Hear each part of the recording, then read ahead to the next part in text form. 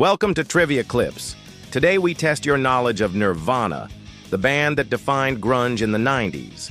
Let's see how much you really know about Kurt Cobain and his legendary band.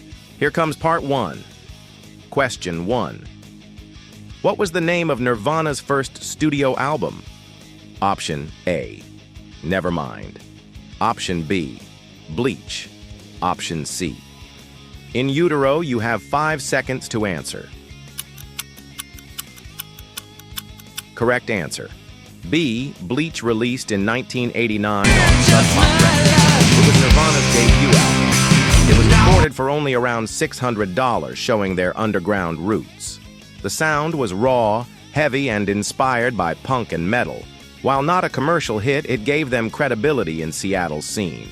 Tracks like About a Girl hinted at Kurt's melodic genius. Today it's a grunge landmark and a fan favorite.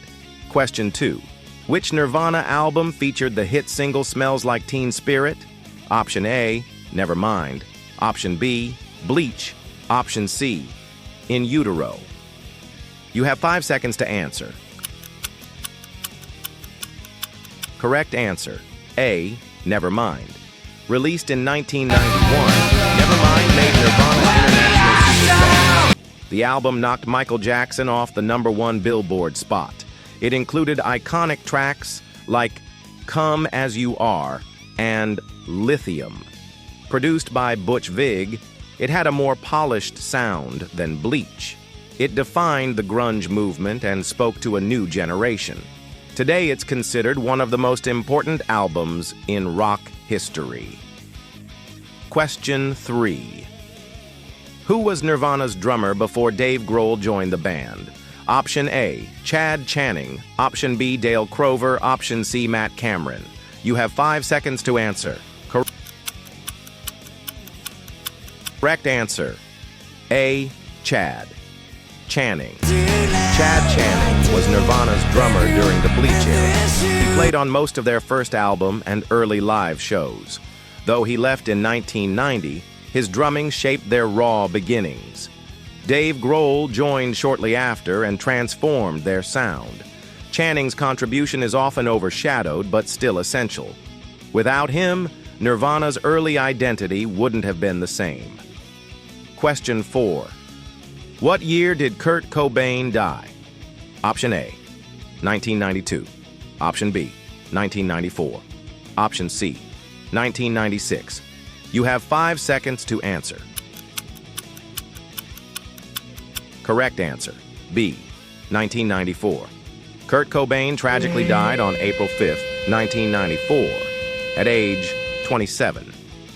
His death placed him among the 27 club of rock icons. The news shocked the world and ended Nirvana's short career. It marked the end of grunge's golden era in mainstream music. Millions of fans still mourn his passing today. Cobain remains a symbol of artistic brilliance and fragility. Question 5. Which MTV show gave Nirvana one of their most famous performances? Option A, MTV Unplugged. Option B, MTV Total Request Live. Option C, MTV Headbangers Ball. You have 5 seconds to answer. Correct answer, A, MTV Unplugged. Nirvana's 1993 MTV Unplugged in New York is legendary. Unlike their loud shows, it featured stripped-down acoustic versions. They covered songs by Lead Belly, Bowie, and the Vaselines. Kurt's haunting performance of Where Did You Sleep Last Night is iconic. The show was recorded just months before his death. It became one of the most beloved live albums ever released. Question 6. Which song was Nirvana's final single before Kurt Cobain's death? Option A, All Apologies. Option B, Heart-Shaped Box. Option C, You Know You're Right. You have 5 seconds to answer. Correct answer, A, All Apologies, released in 1993 from the album In Utero. The track reflected Kurt's struggles and desire for peace. It was seen as a farewell, though unintentionally.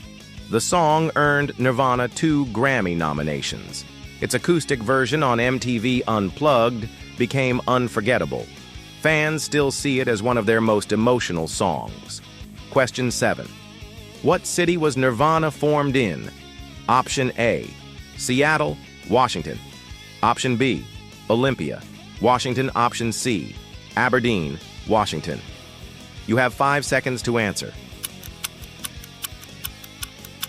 Correct answer, C, Aberdeen, Washington.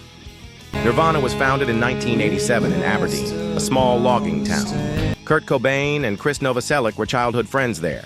The band later moved their activity to Seattle's grunge scene. Aberdeen proudly honors Nirvana's legacy with memorials today.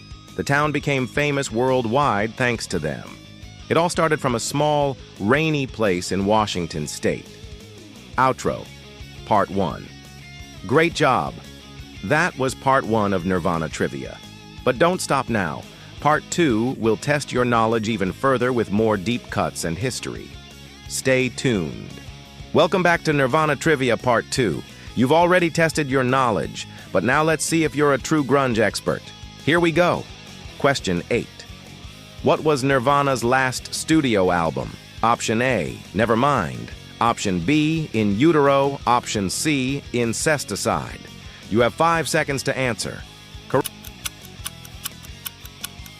Correct answer, B, In Utero. Released in 1993, it was their final studio album. Produced by Steve Albini, it had a raw and harsher sound. Songs like Heart-Shaped Box and Rape Me stood out. It was Nirvana's reaction against the polished sound of Nevermind. The album reached #1 on the Billboard 200. It remains a haunting but powerful farewell statement. Question 9. What independent label first signed Nirvana? Option A, Sub Pop. Option B, Geffen Records. Option C, Atlantic Records. You have 5 seconds to answer. Correct answer, A, Sub Pop. Sub Pop signed Nirvana in the late 1980s. The label was key in developing the Seattle grunge movement.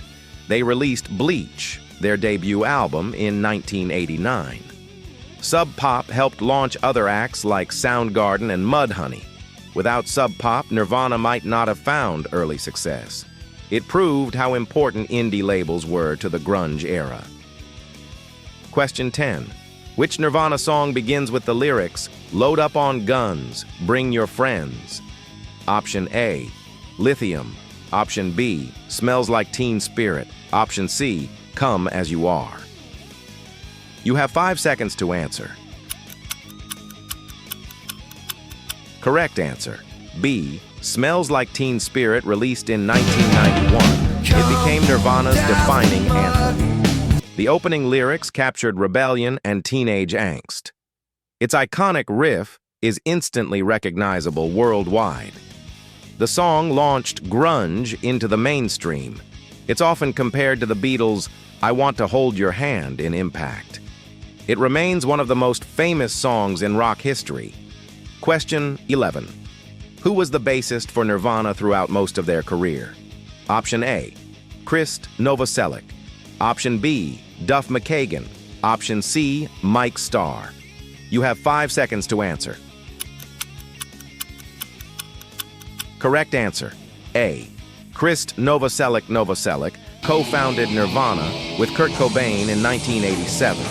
His deep bass lines anchored the band's sound. He also provided backup vocals on some tracks. After Nirvana, he pursued activism and music projects. He remains respected as one of grunge's key figures. Fans see him as essential to Nirvana's identity.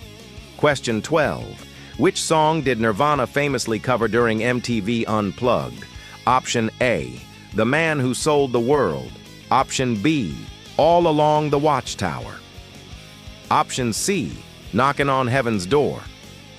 You have 5 seconds to answer.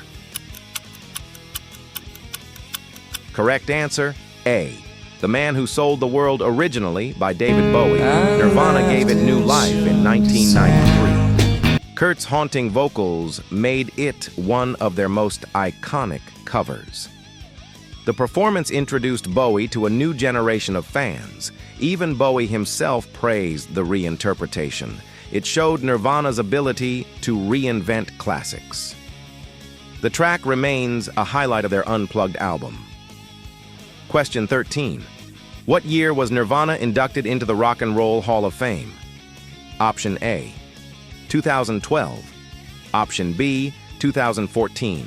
Option C, 2016. You have 5 seconds to answer. Correct answer, B, 2014. Nirvana was inducted 20 years after Kurt Cobain's death. Dave Grohl and Chris Novoselic accepted the honor. Female artists like Joan Jett performed Nirvana classics that night. The ceremony proved Nirvana's lasting influence on music. They were recognized as pioneers of grunge and alternative rock. It was an emotional moment for fans worldwide. Outro, Part 2. That's the end of Nirvana trivia. How many did you get right? Don't forget to like, share, and subscribe for more legendary rock quizzes. See you in the next challenge.